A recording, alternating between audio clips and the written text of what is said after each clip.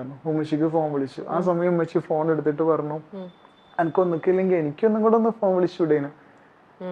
എനിക്ക് ഉപ്പാനോട് ചിലപ്പോ ദേഷ്യമൊക്കെ ഉണ്ടാവും. ഉപ്പാനോട് സീരിയസ്ലി അന്നത്തെ കാലത്ത് ഉണ്ടായിരുന്ന ഒരു പൊട്ടിത്തെറിച്ച് നടക്കുന്ന ഒരു പയ്യൻ ഉണ്ടാകുന്ന രീതിയിലുള്ള ഒരു ദേഷ്യമാണ് കേട്ടോ.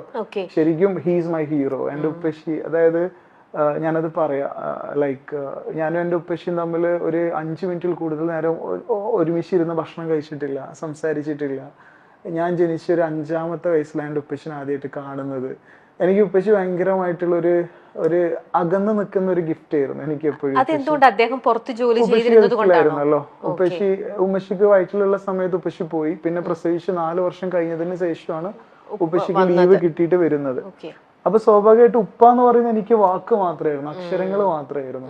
അതുകൊണ്ടൊക്കെ ആയിരിക്കാം. പക്ഷെ ഈ ലോകത്തിൽ എന്നെ ഏറ്റവും കൂടുതൽ സ്നേഹിക്കുന്നത്, ഇഷ്ടപ്പെടുന്നത് ശരിക്കും എന്റെ ഉപ്പച്ചിയാണ്. അത് ഞാൻ മനസ്സിലാക്കാൻ ഒരുപാട് സമയമെടുത്തു. നമ്മൾ ഈ തുറന്നു നോക്കാത്ത പുസ്തക വരികളൊക്കെ അല്ലേ, പക്ഷെ പരീക്ഷ കൈകാര്യം വരിക അല്ലെ, തുറന്നു നോക്കാത്ത പുസ്തക വരികൾ പോലെയാണ് നമ്മുടെ അച്ഛന്മാര്. സീരിയസ്ലി നമ്മളത് മനസ്സിലാക്കുമ്പോഴേക്കും എല്ലാം കഴിഞ്ഞു പോയിട്ടുണ്ട്. കാരണം അവര് ഈ പറയുന്ന പോലെ അച്ഛൻ ദൂരെ ഒരിടത്തായിരുന്നു, സ്നേഹം എക്സ്പ്രസ് ചെയ്യാനുള്ള ഒരു സാഹചര്യം കിട്ടിയിട്ടുണ്ടായിരുന്നില്ല. അപ്പൊ അത് എല്ലാം തെറ്റിദ്ധരിക്കപ്പെട്ടു. പല കാര്യങ്ങളും എന്തെങ്കിലും ഒക്കെ പറയുമ്പോൾ ഒരു പക്ഷെ നോ അദ്ദേഹം പറഞ്ഞിട്ടുണ്ടാവാം. അതൊക്കെ ഷബീറിന്റെ അന്നത്തെ പ്രായത്തില് അതെല്ലാം വലിയ വേറെ രീതിയിൽ എടുക്കും. പ്രായത്തിന്റെ ഒരു കുഴപ്പമാണ് അതെല്ലാം. പക്ഷെ അങ്ങനെ ഒരു തെറ്റിദ്ധാരണ ഉണ്ടായി. അതെ, തീർച്ചയായിട്ടും. എന്നിട്ട് അങ്ങനെ ഉമ്മച്ചിനെ വിളിച്ചപ്പോ പറഞ്ഞു, രണ്ടാമത് വിളിച്ചു ഉമ്മച്ചിനോട് അങ്ങനെ കാര്യങ്ങളൊക്കെ സംസാരിച്ചു.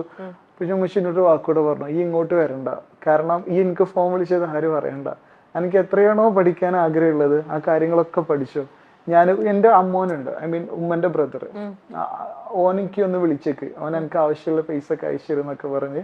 ഉമ്മച്ചിക്ക് പേടിയാണ്. വിളിച്ചത് പറഞ്ഞു കഴിഞ്ഞാൽ ഇനിയും ആക്ച്വലി എന്നെ ഇവിടെ ഇടുവോ, അല്ലെങ്കിൽ ഇനിയും ഡൽഹിയിലേക്ക് ഞാൻ വന്നു കഴിഞ്ഞാൽ എന്നെ തിരിച്ചു മടക്കി അയക്കില്ല എന്നുള്ളൊക്കെ പേടിയായിരുന്നു ഉമ്മച്ചി. കാരണം she is my best friend actually. ഉമ്മച്ചി നല്ല അടിപൊളിയാണ്. ഉമ്മച്ചി എന്താ പറയാ, behind every successful man there is a women എന്നൊക്കെ പറഞ്ഞ മാതിരി മൈ മം എന്റെ ഉമ്മച്ചിയാണ്. ഉമ്മച്ചിയുടെ പേര് പറയാമോ? ഉമ്മു സൽമ. ഉമ്മു സൽമ. ഉമ്മച്ചി ലൈക്ക് നമ്മളിപ്പോ ദേഷ്യപ്പെടുന്ന സമയത്ത് എന്താപ്പത്തെ ദേഷ്യം എന്ന് ചോദിക്കുന്നതിന് പകരം എന്താപ്പത്തെ സങ്കടം എന്നൊക്കെ ചോദിക്കൂലേ, ശരിക്കും എന്റെ ഉമ്മച്ചി അങ്ങനത്തെ ഒരാളാണ്. എന്റെ ഉമ്മച്ചി ഭയങ്കര സ്വീറ്റ് ആണ്, ഭയങ്കര ചക്കരയാണ്. അപ്പം ലൈക്ക് ഉമ്മച്ചി എന്നോട് അങ്ങനെ പറഞ്ഞു. അപ്പൊ ഞാൻ എന്ത് ചെയ്തു, ഞാൻ പോയില്ല, ഞാൻ തിരിച്ചു പോയില്ല, അവിടെ നിന്നു. കോളേജിൽ നിന്ന് നേരെ കൊണ്ടുപോകുന്നത് എന്നെ മെന്റൽ ഹോസ്പിറ്റലിലേക്കാണ്. കാരണം വീട്ടിലേക്ക് ഇടാൻ പറ്റില്ല. കാരണം പക്ഷേ ഇതൊരു മെന്റൽ ഹോസ്പിറ്റലില് അഡ്മിറ്റ് ചെയ്യേണ്ട കേസാണോ ഇത്? അതായത് ഇപ്പൊ ഞാൻ ഇപ്പൊ സൈക്കോളജി പഠിച്ചിട്ടുണ്ട് അല്ലെ, ഇപ്പൊ ഞാൻ സൈക്കോളജിസ്റ്റ് ആണ്. ഇപ്പം ഈ സൂയിസൈഡ് ടെൻഡൻസി എക്സ്ട്രീം ആയി കഴിഞ്ഞാൽ ഒരിക്കലും അയാളെ വീട്ടിൽ നിർത്താൻ പാടില്ല. ആണോ? യെസ്, ഭയങ്കര ഡേഞ്ചറാണ്, ഹൈലി ഡേഞ്ചറാണ് ആക്ച്വലി. കാരണം നമുക്കൊരാളെ കൊല്ലാനുള്ള പുതിയെക്കാട്ടിലും ഡേഞ്ചറാണ് നമുക്ക് നമ്മളെ തന്നെ ഇല്ലാണ്ടാക്കാൻ പറ്റുന്ന ഒരു സംഭവം. അത് ഭയങ്കരമാണ്, ഭയാനകമാണ്. കാരണം ആ സമയത്ത് നമുക്കത് അറിയില്ല. കാരണം ഈ ഡിപ്രഷൻ. പക്ഷേ ഇങ്ങനത്തെ ഒരു സിറ്റുവേഷനിൽ ഞാൻ ചോദിക്കട്ടെ ഷബീർ പലതവണ സ്വയം ഇങ്ങനെ കൊല്ലാൻ നോക്കുകയാണ്. പക്ഷെ സിറ്റുവേഷൻസ് ഒക്കെ ആ സമയത്തും ദൈവത്തിന്റെ ഇതായിട്ടില്ല ഷബീറിനെ കൊണ്ടുപോകാൻ. അതുകൊണ്ട് ഷബീർ അവിടെ രക്ഷപ്പെട്ട് വരികയാണ്.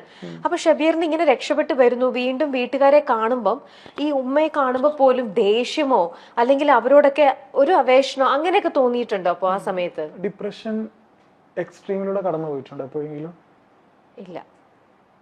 ഡിപ്രഷൻ എക്സ്ട്രീമിലൂടെ കടന്നു പോകുമ്പോൾ നമ്മൾ മുമ്പിലുള്ളതൊന്നും നമുക്ക് ഐഡന്റിഫൈ ചെയ്യാൻ കഴിയില്ല.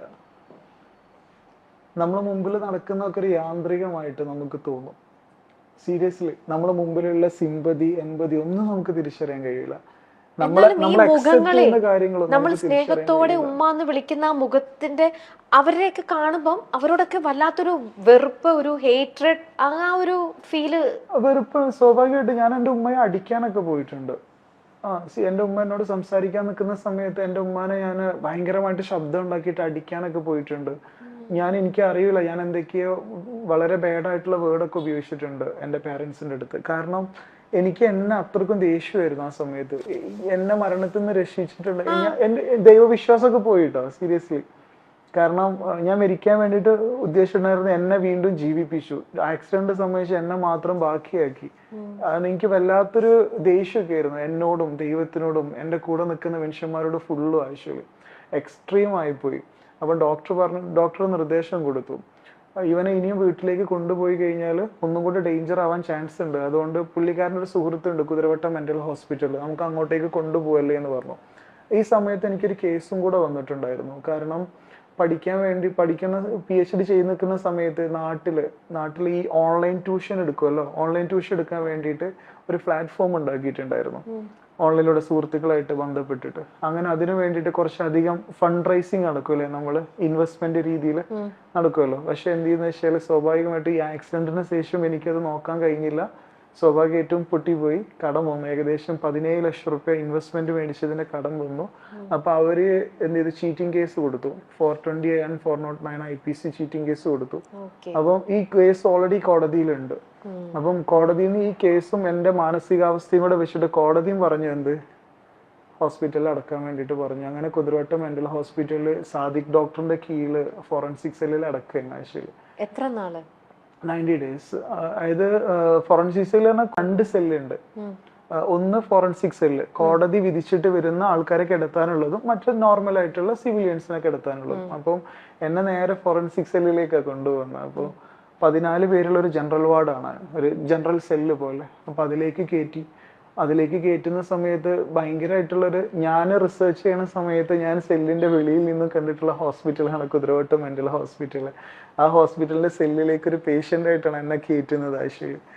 അങ്ങനെ ലൈക്ക് ഭയങ്കരമായിട്ട് ഡിപ്രഷൻ ആയിരുന്നു. അങ്ങനെ ഉള്ളിലേക്ക് തന്നെ കയറുന്ന സമയത്ത് ഞാൻ ഭയങ്കരമായിട്ട് പിറുപിറുക്കുന്നുണ്ട്. ലൈക്ക് നമ്മൾ ഈ നഷ്ടപ്പെട്ടൊരു പിറുപിറുക്കലുണ്ടല്ലോ, ആ സമയത്ത് ഇച്ചായ എന്ന് പറയുന്ന ഒരാളുണ്ട് ആ സെല്ലില്, എല്ലാവരും ഇച്ചായ എന്നാ വിളിക്കുക.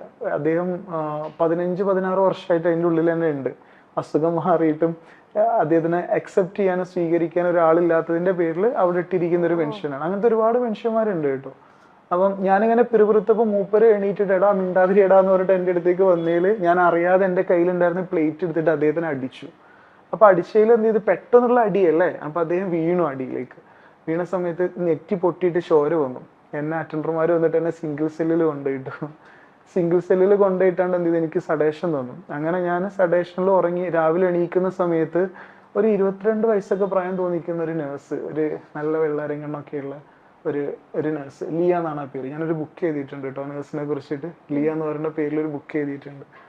ഇവള് എൻ്റെ അടുത്ത് ഇങ്ങനെ വന്നാണ്ട് എണീക്കേട്ടാ എന്നിങ്ങനെ പറഞ്ഞു എന്നോട്. അപ്പൊ ഞാനിങ്ങനെ നോക്കി. അപ്പോൾ എന്നോട് പറഞ്ഞു, ഈ മരിച്ച കുട്ടിയില്ല അന്നയുടെ കണ്ണ് ഭയങ്കര വെള്ളര കണ്ണായിരുന്നു, ഭയങ്കര പൂച്ചക്കണ്ണ് കളയായിരുന്നു ഉണ്ടായിട്ടുണ്ടായിരുന്നു. സെയിം കണ്ണാണ് ഇവളുടെ കണ്ണ്. ഇപ്പോഴും കുതിരവട്ടത്ത് വർക്ക് ചെയ്യുന്നുണ്ട് കേട്ടോ നേഴ്സ്. അങ്ങനെ അവളുടെ ഹസ്ബൻഡ് അവിടെ നേഴ്സാണ്, മെയിൽ നേഴ്സാണ്. അങ്ങനെ എൻ്റെ അടുത്ത് വന്നാണ്ട് ഇവര് എണീക്കേട്ടാന്ന് ഇങ്ങനെ പറയുന്നുണ്ട്. അപ്പൊ ഞാൻ ഇങ്ങനെ നോക്കുന്ന സമയത്ത് ഈ ഇങ്ങനെ മലന്ന് കിടക്കുന്ന സമയത്ത് നോക്കുമ്പോൾ കണ്ണിങ്ങനെ കാണുന്നുണ്ട്. ഞാനിങ്ങനെ സീരിയസ്ലി നിങ്ങൾക്ക് എത്രത്തോളം അതിന് ഇമാജിൻ ചെയ്യാൻ പറ്റുന്നുണ്ടെന്ന് എനിക്കറിയില്ല. കാരണം എനിക്ക് അത്രയും സെഡേഷൻ ഉള്ള സ്ലീപ്പിംഗ് പിൽസ് ആണ് എനിക്ക് തന്നിരിക്കുക, അതും ബൈ ഇഞ്ചക്ഷൻ അല്ലെ. അപ്പൊ അത്രയും ഡൗൺ ആയിട്ട് എണീക്കുന്ന ഒരാൾക്ക് ഇത് കാണുന്ന സമയത്ത് എക്സാക്ട്ലി ആ രീതിയിലായിരിക്കും ഇമാജിൻ ചെയ്യുക. ഞാൻ പെട്ടെന്ന് എണീറ്റിരുന്നു, ലിയാണ് അല്ല എന്നുള്ള എനിക്ക് മനസ്സിലായി. പിന്നീടുള്ള അങ്ങോട്ടുള്ള ദിവസങ്ങൾ ഈ കുട്ടി ഓവർ ഷിഫ്റ്റ് എടുക്കും എനിക്ക് വേണ്ടിയിട്ട്. ലിയ എന്നെ ഇങ്ങനെ എടുത്തിങ്ങനെ കേട്ടിരിക്കും. സെല്ലിന്റെ വെളിയിൽ വെളിങ്ങനെ ഇരിക്കും. എന്നോട് ഒരുപാട് കാര്യങ്ങൾ ചോദിക്കും. ഞാൻ ആരാണെന്ന് പോലും ഈ കൊച്ചിന് അറിയില്ല. എന്റെ പ്രശ്നങ്ങൾ ഈ കൊച്ചിന് കേൾക്കണ്ട. എന്നോട് എന്തൊക്കെയോ സംസാരിക്കും, എന്നോട് എന്തൊക്കെയോ ചോദിക്കും. ഞാൻ കുറച്ചേ സംസാരിക്കുകയുള്ളൂ. പക്ഷെ എൻ്റെ അടുത്ത് ഇങ്ങനെ ഇരിക്കും അവര്. എനിക്കൊരു കൂട്ടായിട്ട് ഇങ്ങനെ ഇരിക്കാൻ തുടങ്ങിയവള്. ഭ്രാന്താശുപത്രിക്ക് ഇത്രയും ഭംഗിയുണ്ട് എന്നുള്ളത് എനിക്ക് കാണിച്ചു തന്നത് ലിയാണ്. ഭ്രാന്താശുപത്രി, നമ്മൾ ഭ്രാന്താശുപത്രി എന്നൊക്കെ പറയും, ലൈക്ക് മെന്റൽ ഹോസ്പിറ്റലിന്റെ അകത്തുള്ള പൂന്തോട്ടത്തിലൂടെ കൈ പിടിച്ചിട്ട് ഞങ്ങൾ ഒരുമിച്ച് നടക്കാൻ തുടങ്ങി. നന്നായിട്ട് പാട്ട് പാടും, നന്നായിട്ട് വയലിനൊക്കെ വായിക്കും അവര്. ഈ മദർ തെരേസിനെ കുറിച്ച് എഴുതിയിട്ടുള്ള ഒരു ബുക്ക് ഉണ്ട്, സംതിങ് ബ്യൂട്ടിഫുൾ ഫോർ ഗോഡ്. ദൈവത്തിന് വേണ്ടിയിട്ട് കുറച്ച് നല്ല കാര്യങ്ങൾ മദറിനെ കുറിച്ച് പറഞ്ഞിട്ടുള്ള ആളാണ്. ആ വേർഡ് എക്സാക്ട്ലി നമുക്ക് കൊടുക്കാൻ പറ്റുന്ന ഒരാളാണ് Liya. Something beautiful for God. ഭയങ്കര ബ്യൂട്ടിഫുൾ ആയിട്ടുള്ള ഹാർട്ടായിട്ടുള്ള ഒരു പേഴ്സൺ. എൻ്റെ കൂടെ ഓവർനൈറ്റ് ഷിഫ്റ്റ് എടുത്തിട്ട് എൻ്റെ കൂടെ നിൽക്കുന്നത്, എന്നോട് സംസാരിക്കുന്നത്, ഞങ്ങൾ ഒരുമിച്ച് നടക്കുന്നത്. ഐ മീൻ എൻ്റെ ലൈഫിൽ എനിക്കൊരു ഹോപ്പ് ഡ്രോപ്പ് ഇട്ട് തരൂലേ, ഇനിയും ജീവിക്കണടാ എന്ന് പറയുന്ന ഒരു സംഭവം എന്നോട് ഒരിക്കൽ പോലും അവള് പറഞ്ഞിട്ടില്ല ലൈഫിൽ മുമ്പോട്ട് പോകണം എന്നുള്ളത്. എന്നോട് അങ്ങനൊന്നും പറഞ്ഞിട്ടില്ല.